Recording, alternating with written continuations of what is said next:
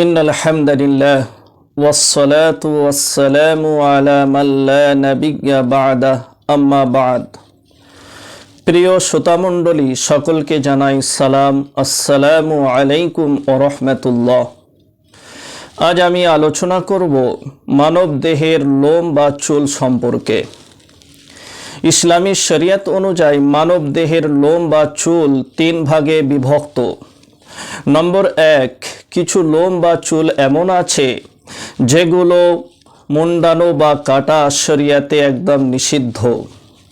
নম্বর দুই, কিছু লোম এমন আছে যেগুলোকে কাটা বা মুন্ডানো শরিয়াতে নির্দেশ রয়েছে, সেগুলো কাটা উচিত।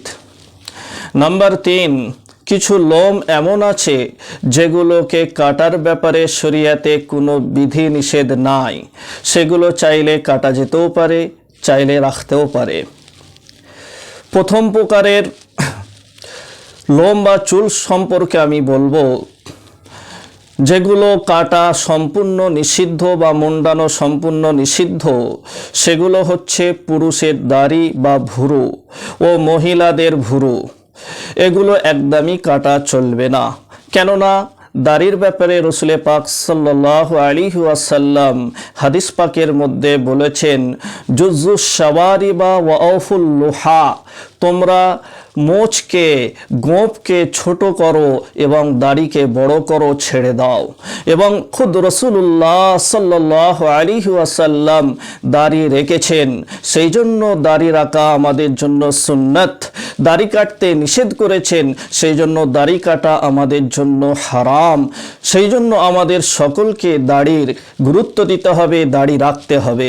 নম্বর দুই, রাসূল পাক সাল্লাল্লাহু আলাইহি ওয়াসাল্লাম ভুরুকে ছাঁটতে এবং কাটতে, তাকে কামানকে নিষিদ্ধ করেছেন, কেননা ভুরুকে কাটা ছাঁটা এগুলো হাদিসের মধ্যে নিষিদ্ধ বলা হয়েছে।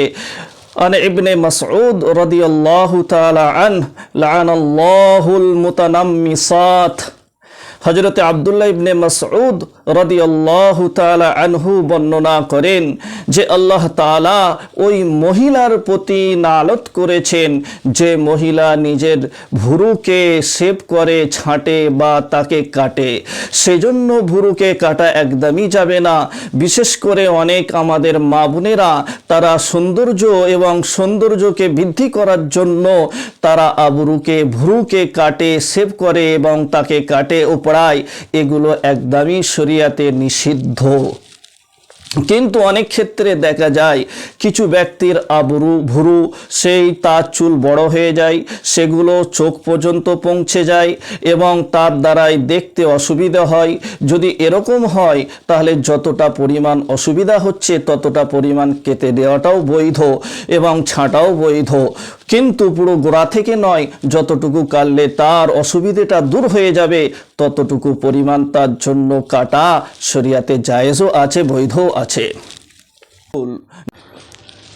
দ্বিতীয় প্রকারের লোম বা চুল যেগুলোকে কাটার নির্দেশ রয়েছে, যেগুলো কাটা দরকার, সেগুলো হচ্ছে বগলের লোম ও নাভির নিচের লোম। এগুলো নিয়মিত ছাঁটা কাটা আমাদের দরকার। যদি সম্ভব হয় প্রতি সপ্তাহে জুম্মার দিনে এগুলো পরিষ্কার করে নেওয়া দরকার, এটাই সুন্নাত। যদি সম্ভব না হয় তাহলে 2 সপ্তাহ অন্তর এগুলো কেটে ফেলাও জায়েজ, কিন্তু 40 দিন যেন পার না হয়ে যায়। এর সর্বোচ্চ সীমা হচ্ছে 40 দিন। 40 দিন পার হয়ে গেলে সেটা মাকরুহে তাহরিমি হয়ে যাবে এবং সেই ব্যক্তিটি গুনাহগার হবে। তার কারণে সে গুনাহ পেতে থাকবে, তার নামায় আমলে গুনাহ লেখা হবে। সেজন্য 40 দিন যেন পার না হয়ে যায়, এ ব্যাপারে আমাদেরকে লক্ষ্য রাখতে হবে। কিন্তু আমরা সমাজে শুনতে থাকি বা দেখতে থাকি, অনেকেই বলে 40 দিন পার হয়ে গেলে সে ব্যক্তিটা নাপাক হয়ে যায়, অপবিত্র হয়ে যায়, সেই জন্য তার নামাজ, অন্যান্য ইবাদত বান্দেগি আল্লাহর দরবারে কবুল হয় না।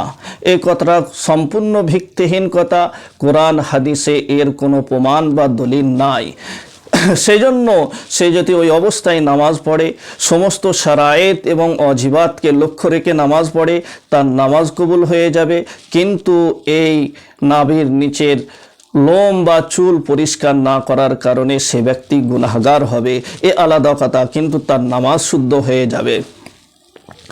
তৃতীয় প্রকারের লোম, যাকে কাটা বা না কাটার ব্যাপারে কোনো শরিয়াতে বিধান নাই, কোনো নিষেধ বা আদেশ নাই, সেগুলো হচ্ছে এই দুই প্রকারের লোম ব্যতীত মানব দেহের আরও যেসব অঙ্গে চুল বা লোম আছে সেগুলো তৃতীয় প্রকারের মধ্যে অন্তর্ভুক্ত। সেগুলোর ব্যাপারে শরিয়াতে কাটা বা ছাঁটা বা রাখা হবে, এই ব্যাপারে কোনো বিধিনিষেধ নাই। সেই জন্য মানুষের জন্য এখতিয়ার আছে, তারা যদি চায় সেগুলো কাটতেও পারে, যদি চায় রাখতেও পারে, এ ব্যাপারে তার এখতিয়ার রয়েছে। কেবলমাত্র নারীদের মাথার চুল ও ভুরু এগুলো কাটা যাবে না, এছাড়া নারীর অন্যান্য অঙ্গ, হাত পা এবং মুখের মধ্যে যদি কোনো উন বেরিয়ে যায় বা লোম বেরিয়ে যায় সেগুলোও নারীরা কাটতে পারে, সে ব্যাপারে তার এখতিয়ার রয়েছে।